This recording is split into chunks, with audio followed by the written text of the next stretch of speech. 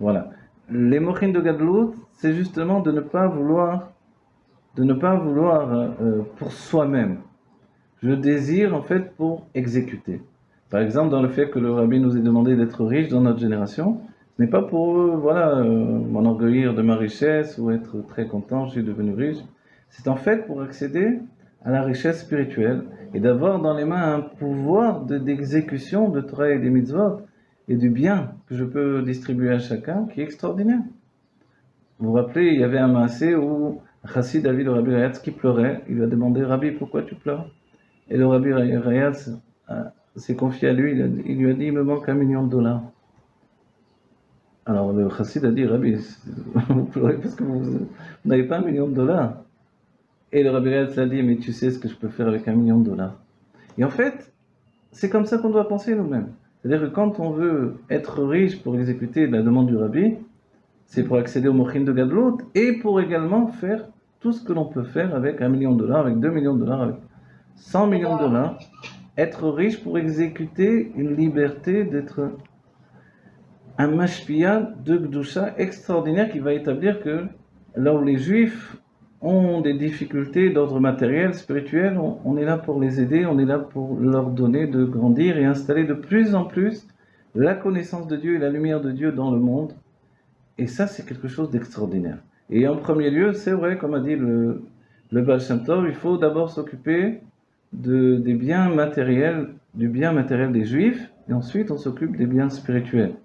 Ainsi faisait le Baal Shem Tov, ainsi l'Admor HaZaken, quand il a demandé la dot de son mariage, pour la donner à des Juifs pour qu'ils puissent s'installer à la campagne. Donc en fait, cette idée-là d'agir concrètement, c'est toute l'idée du Rabbi. On peut rester des années à se dire que je veux faire du bien, mais il faut le faire concrètement. Aider les juifs. De nombreux juifs ont du mal à payer leurs dettes, à payer leur loyer. Si on peut, on va le faire. On va dire à qui je peux donner, hein, comment je peux donner. Et s'investir tout le temps de plus en plus. Et avec ça, s'investir dans la diffusion de la chassidoute, parce que c'est elle qui établit la conscience de la Géoula, qui entraîne forcément le yichud, la fusion entre les mondes divins et ce monde-ci, jusqu'à transformer les mondes divins en un dévoilement de Elokut dans l'essence de la Torah.